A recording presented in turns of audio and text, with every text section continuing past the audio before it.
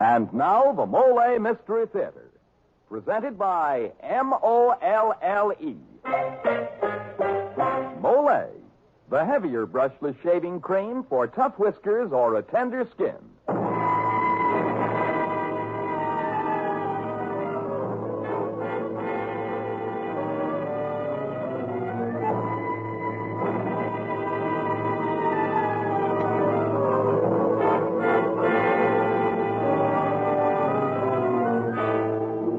Good evening. This is Jeffrey Barnes, welcoming you to the Molle Mystery Theater, a program that presents the best in mystery and detective fiction. Our stars tonight are Julie Hayden, well-known stage actress remembered for her brilliant performance in the play The Grass Menagerie, and Everett Sloane, stage, screen, and radio actor, soon to be featured in the Orson Welles picture Lady from Shanghai. They will play the roles of Alice and Albert Winston in tonight's exciting mystery by Robert Mitchell and Gene Levitt entitled The Betrayer. Well, Mr. Barnes, I know quite a few men who commit a crime by doing nothing. I mean men who mistreat their faces shaving and do nothing about it. To those men, I say, use Molle, the heavier brushless shaving cream. Yes, sir, it's smooth. So smooth. It's slick. So slick. It's a smooth, slick shave you get with Molle. Molle, the heavier brushless shaving cream for tough whiskers or a tender skin. Enjoy a Molle shave tomorrow. And now this is Jeffrey Barnes and Act One of tonight's Molle Mystery, The Betrayer, starring Julie Hayden and Everett Sloane.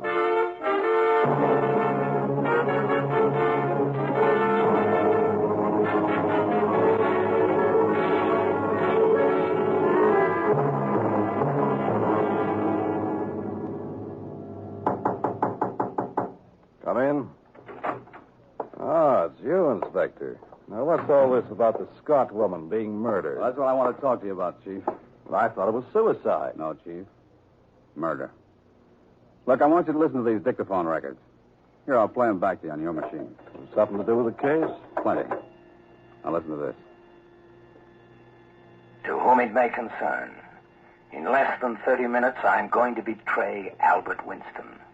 Yes, within a half an hour, I'm going to mail these records to the police and thus virtually end the life of a man I once admired, a man I have since grown to hate. And since only I know all the facts in this case, I've appointed myself both judge and jury. Moreover, the consequences of this betrayal will not matter to anyone, except, of course, Albert Winston.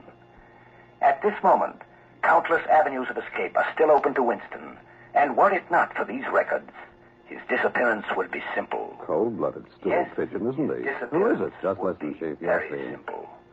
The whole matter started 2 years ago when Winston lost his fortune speculating in oil. He was desperate then. He had to have money to survive.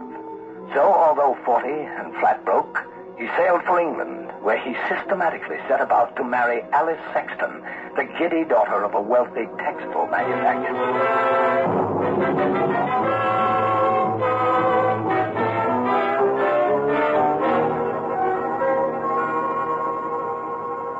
Albert, I'm so happy, so very happy. It was a lovely ceremony, wasn't it? Yes, it And was, so Alice. quiet, just a few friends and father and Bishop Randall. That's the way a wedding should be. Don't you think so, Albert? Yes, I agree thoroughly, my dear. Hello there, you two.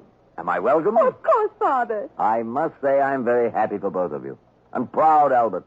Proud to have you as my son. Oh, thank you, sir. Oh, Father, wasn't it a lovely ceremony? Just you and Bishop Randall are very good friends. That's the way a marriage should be. Yes. You're quite right, my dear. Now, run along a moment, will you? I want to talk to Albert. I shan't keep him from you long, child. Well, all right, Father, but only for a moment. Now, you see, my boy, I love my daughter very dearly. But I'm afraid she has almost no concept of money matters. So read this over and let me know if you think it's satisfactory. Yeah. What? But, sir, ownership of the Sexton Mills? That's right. You and Alice, joint ownership. 40% of the yearly profit. It's quite a sum, my boy. Oh, sir, I don't know how to thank you, what to say. Then don't say anything, son. By the way, I suppose we'll be leaving tonight on the honeymoon. Well, as a matter of fact, we're not leaving until the day after tomorrow. Tomorrow's the 4th of July, you know. Oh, yes. Quite a holiday to you, Yankees. Yes, but we Yankees would hardly delay a honeymoon over it. It's, Alice. She's decided the thing for us to do is celebrate in a nightclub. She made all the arrangements. I think it's a bit silly, but I wouldn't hurt her feelings about it. Yes, my daughter does have silly notions at times. Well, good luck, my boy.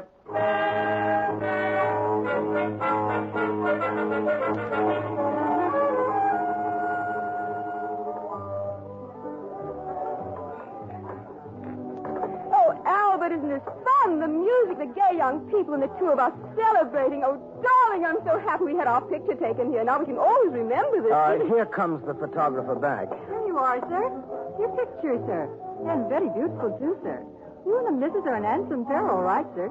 You say you've been married 10 years at least. Oh, I know. We were Alice. leaving. Here, keep the change. Righto. And thank you, sir. Oh, this is a good picture, but you forgot to smile, Albert. I know I have a splendid idea. Let's write something on it that we will always remember how we felt tonight.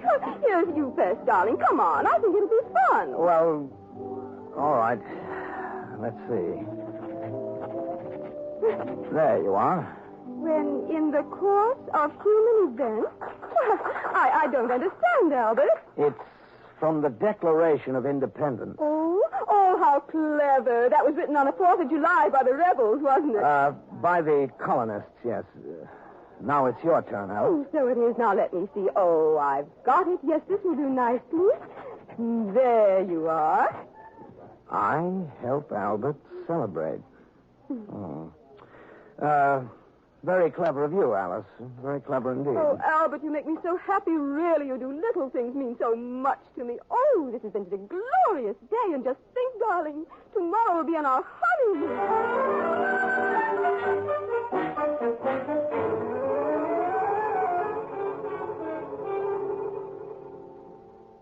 Oh, Albert, haven't these 3 days at the inn been wonderful? Well, yes, Of course, as I've always told Father, there's nothing like a week in the country. Don't you think so, Albert? Well, I Fresh air is suppose... so good for your health. Don't you think so, Albert?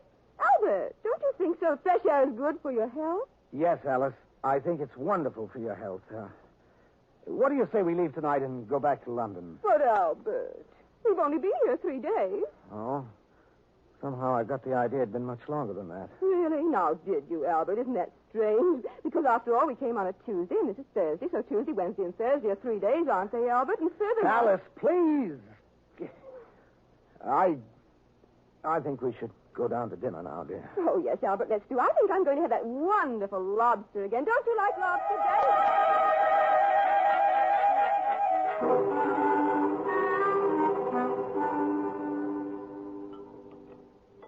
Albert, dear, who's that lady over there? The one without the coat? I think she's a stranger. Do you know her? No, I don't. Well, she seems to be coming over here. I beg your pardon, but do you people happen to be returning to London tonight? Tonight? No, yes, that's an excellent idea. Tonight, Albert? But, darling, we intended to stay a week. We're going back to London tonight. Oh, well, then, could you possibly give me a ride? I'd be so deeply obliged. Oh, it'll be a pleasure, Miss... Mrs. Scott. Mrs. Jones Scott. You see, I came out here early this morning looking for a Mr. Peters, a friend of my husband, but, well, I find he isn't here any longer. Well, where is your husband? Why didn't he come out with you? My husband died 2 years ago. I thought this Mr. Peters could help me. You see, neither of us had any family. Oh, dreadful. No one to turn to. Isn't that tragic, Albert? But tell me, what happened to Mr. Scott? Was he... Alice, doesn't it occur to you that you're prying? Now finish your dinner and let's be going.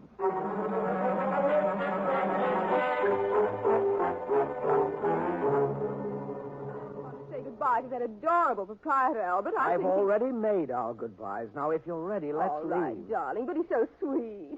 And his name is Mr. Chin. Isn't that a peculiar name, Albert? You know, that's where the inn gets its name, Chin House. How quaint. Now, will you and Mrs. Scott get to the car? Oh, this fog seems to go right through me. Oh, you poor dear. Here, take my coat. I'm perfectly dry. And besides, in some seat, I'll be closer to the but I motor. couldn't think of it. Please, I insist. Don't you think I'm right, Albert? Don't you think Mrs. Scott should take my coat after It's all? a brilliant idea, Alice. Now give Mrs. Scott your coat and get into the car. Here you are, Mrs. Scott. Now, you bundle up in this and keep warm while you might catch pneumonia. Don't you agree, Albert? Don't you think she might catch pneumonia on a night like today?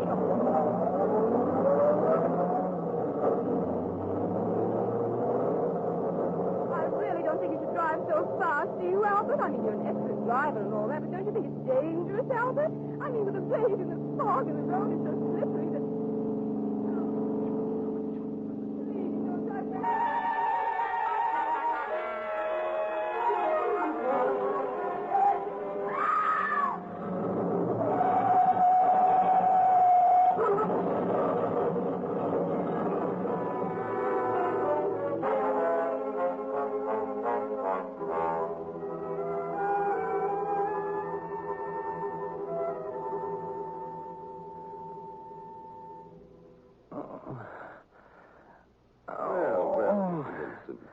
I see you've decided not to give up the ghost after all.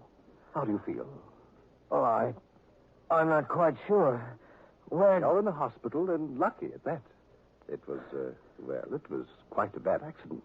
Accident? Yes. Oh, tell me, Doctor, what happened to my wife? How is she? Now, we'll talk about that later. No, tell me now, Doctor.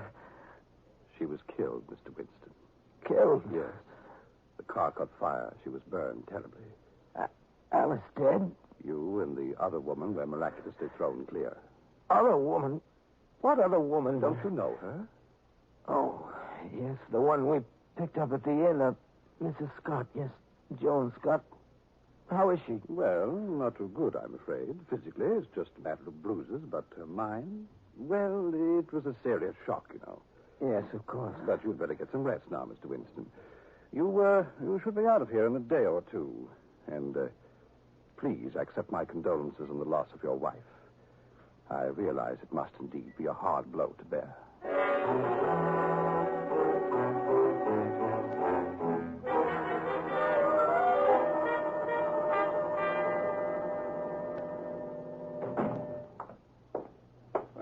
Well, good morning, Mr. Winston. It looks as though you'll be leaving us today. Yes, I'm going to Manchester, you know, to meet my father-in-law and attend my wife's funeral. Yes, of course.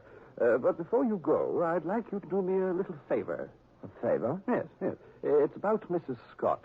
You see, to this minute, she doesn't remember one single thing beyond waking up here in this hospital. Oh, good heavens. Now, I'd like you to come with me, and if you don't mind, and my plan, Mr. Winston, is simply this.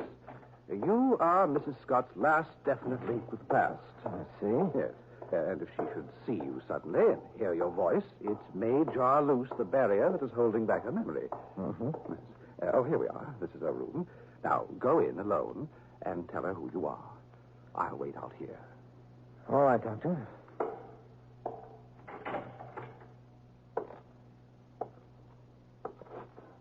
No. It can't be. Alice. Doctor. Doctor. Yes, Mr. Winston? After the accident, my wife, how did you identify her? Well, as you know, the body was quite badly burned, but there was enough left of the coat she had on. I see. Mr. Winston, are you sure you're all right? Perhaps you should return to your room. No, it was just seeing Mrs. Scott. Yes, you see, Mrs. Scott brought the whole accident back to me. I'm quite all right now. All right, let's try your little experiment. Very well. Go on. Speak to her. Yes. Hello, Mrs. Scott. Do you remember me? I'm Albert Winston. How do you do, Mr. Winston? I'm afraid it's no good. Her memory is a total blank. Yes. It seems to be, doesn't it?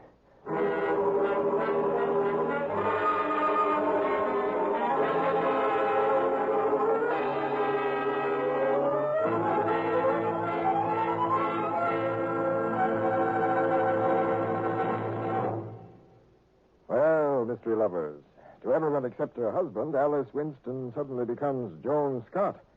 Apparently, she's forgotten everything about her past, including Albert Winston. The question now seems to be, how much does Mr. Winston intend to forget? In just a moment, we'll find out. But first, Dan Seymour thinks he knows an experience no man could ever forget. And, men, that's when you run your razor over your face and it pulls, snags, tears, or scrapes. Now, if that happens to you, chances are you have tough whiskers or a tender skin. So shave with Molle, the heavier brushless shaving cream. Then you'll say it's smooth. So smooth. It's slick. So slick. It's a smooth, slick shave you get with Molle. Molle. Yes, rich, creamy Molle is made to order for men who have tough whiskers or a tender skin. Because it is heavier, Molle not only softens your whiskers, it sets them up right, ready for your razor to take them off easily and painlessly.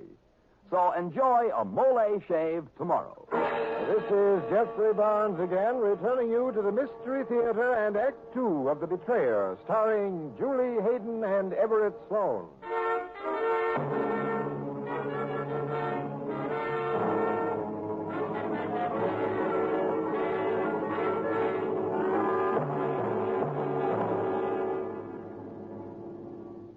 So this Albert Winston permitted everyone to think his wife was dead and buried, eh, Inspector? Why? Apparently, Chief, he didn't care for the role of Alice's husband. No? Well, you can hardly call that murder, Inspector. No, you can't. But listen to this second record. I believe it was the exact moment that Winston walked silently from his wife's room, the secret intact, that I didn't like the man. For it was then that he gave the first evidence of the absolute ends to which he would go for money. He knew that if his wife remained in England, eventually everyone would discover that she was not Mrs. Jones Scott. So quickly clearing up his affairs, he left for America and took the supposed Mrs. Scott with him, convincing the hospital authorities that since he was responsible for the accident, he should take care of her, implying also that he wished to take her to a psychiatrist in New York City. In America, Winston, using the money that continued to be sent to him from the Sexton Mills in England, set up a luxurious Park Avenue apartment. But goaded by the knowledge that his future rested on a precarious twist of his wife's mind, he spent endless hours testing her in 100 different ways.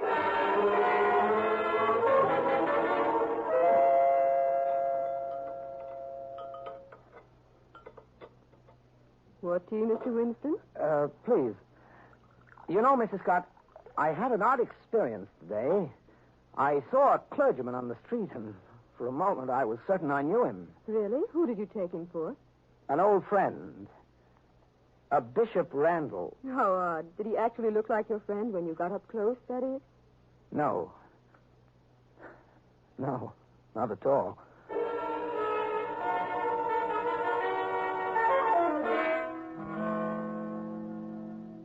Would you mind handing me the paper, Mrs. Scott? It's there on the table behind you. No, of course not. Alice. I beg your pardon. Did you say something, Mr. Winston? What? Oh, no, I was just thinking aloud.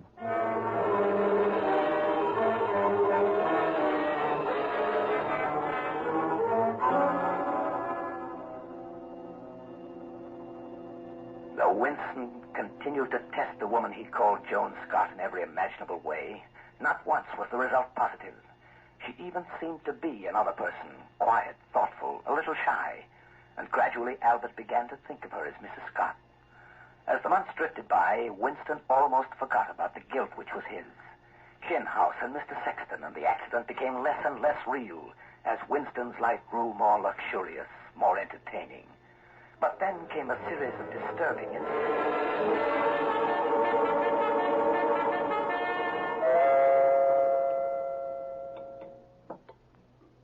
This pie is certainly delicious, Mr. Winston. I wish I were one half the cook Mrs. Briggs is. Do we have time for more coffee? Oh, I think so. I don't imagine the Carters will be here for another half hour at least. Oh, incidentally, they managed to get tickets for that musical you wanted to see. Oh, Albert, that's wonderful. And won't it be a splendid evening? Just the Carters and you, Albert. And... Isn't that strange, Mr. Winston? I never called you Albert before. I'm sorry. It just popped out. Yes, of course it did, Mrs. Scott. But don't let it bother you. Under the circumstances, it's quite natural. Well,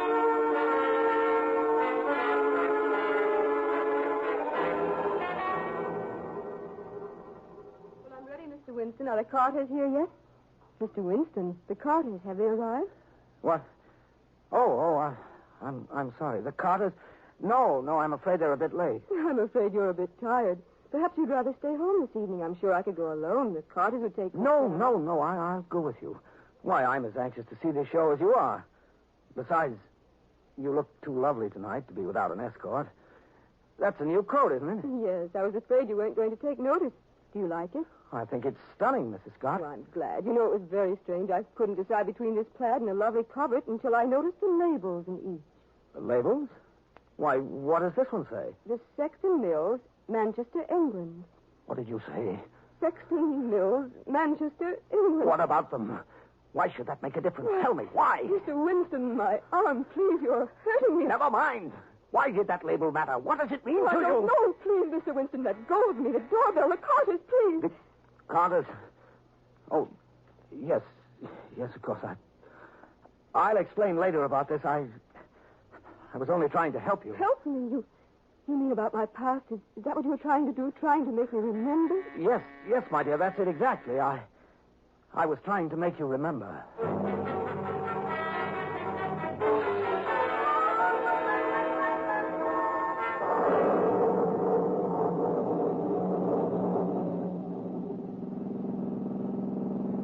Well, Mrs. Scott, did you enjoy the performance? Yes, it was very good. Did you like it? Oh, I thought it was splendid. Of course, I can't go along with Carter's rabid praise. Matter of fact, I find him something of a bore. That's why I preferred not joining them afterwards. I hope you didn't mind. Oh, no, not at all. What with this rain and the excitement of the evening, I'd just as soon be headed for home. The rain? Does it bother you, Mrs. Scott? I mean, is there anything in particular about it that you find annoying? I don't know. It's strange. Hard to explain. Why is it strange, Mrs. Scott? I can't say it. You mean you won't? Please, Mr. Winston, watch the road. Never mind my driving, Mrs. Scott. Think about my question. Think, Mrs. Scott. Think about... Albert, look out!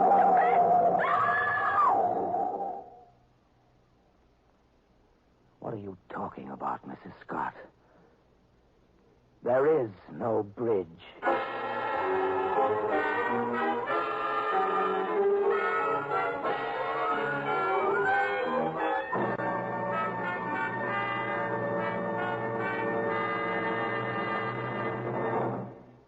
This is Jeffrey Barnes again. In just a moment, we'll bring you Act 3 of The Betrayer. Now, a word from George Putnam. Here's something to keep in mind if dandruff is hurting your attractiveness. Many methods are ineffective for combating dandruff because they merely do what plain water does, that is, remove loose dandruff. They don't destroy the germ called Pityrosporum ovale that many outstanding authorities say is the cause of the most common kind of dandruff. For real relief, this germ must be destroyed. Now, a scientific product named double danderine fights dandruff effectively because it kills this germ on contact. Double danderine is so remarkably effective that even in many stubborn cases, results have been amazing. And the reason for double danderine's astonishing effectiveness is a special ingredient, an active antiseptic that's so wonderfully efficient, many hospitals use it. In double danderine, we call it Alzam. So don't waste time by trying to combat this dandruff with ineffective methods that actually are no better than plain water. Use double danderine instead. If you're not satisfied, you'll get your money back. Get double danderine tomorrow.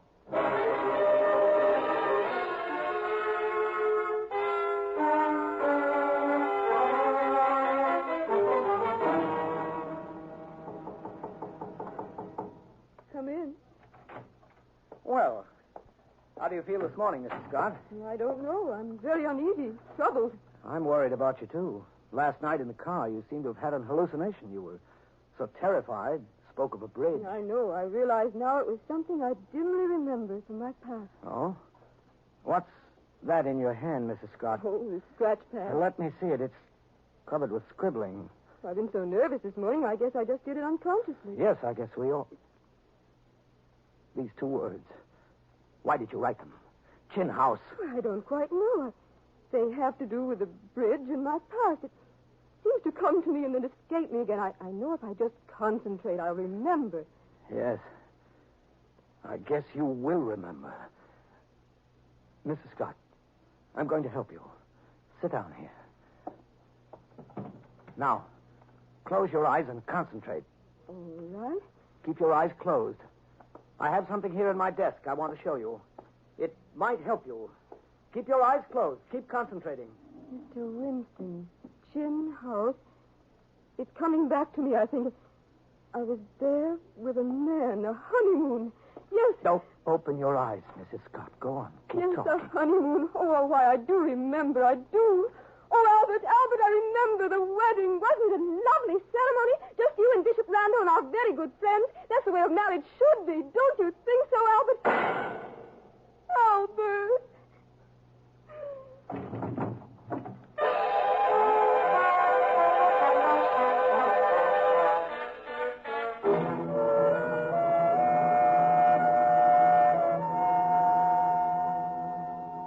Yes, Inspector, I suppose you're right. It was suicide. Yes, Mr. Winston. I've pretty well verified all you've told me with your friends and servants. She was a mental case. Often despondent, they tell me. I think the coroner's jury will bring in that verdict. Oh, by the way, Mr. Winston, do you have a permit for that gun? Well, yes, of course, Inspector. It's right here in the desk drawer. Here. Mm-hmm. And, what's that? What? The picture in the drawer there. Oh, well, that's Mrs. Scott and I. It was taken in a London nightclub shortly after the auto accident. I took Mrs. Scott out a few times to try to help her recover, you know. Mm. You don't look very happy there. I had just buried my wife, Inspector. Oh, sorry. Stupid of me. By the way, that's an odd inscription. When in the course of human events. Oh, the Declaration of Independence. Yeah, I think every schoolboy knows that, Mr. Winston. I mean, what's the point of it on this picture? Well, it happened to be the 4th of July. Mrs. Scott was helping you celebrate? Well, yes. Thank you, Mr. Winston. I guess that's all. Good night.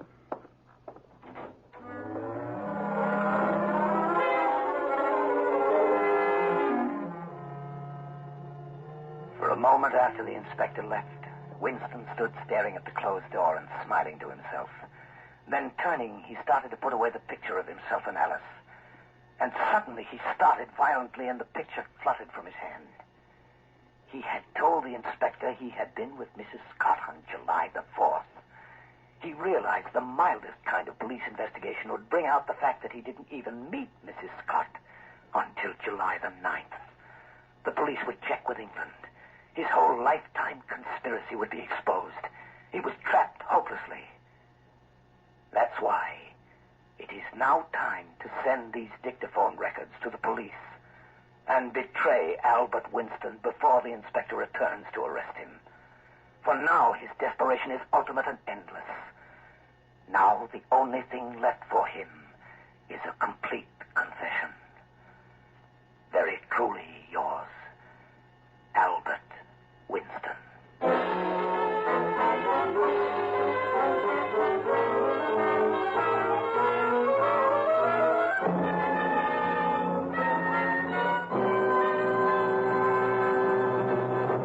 It's strange, but it's true. A person can get so tired he can't do his work well, can't even get any fun out of life.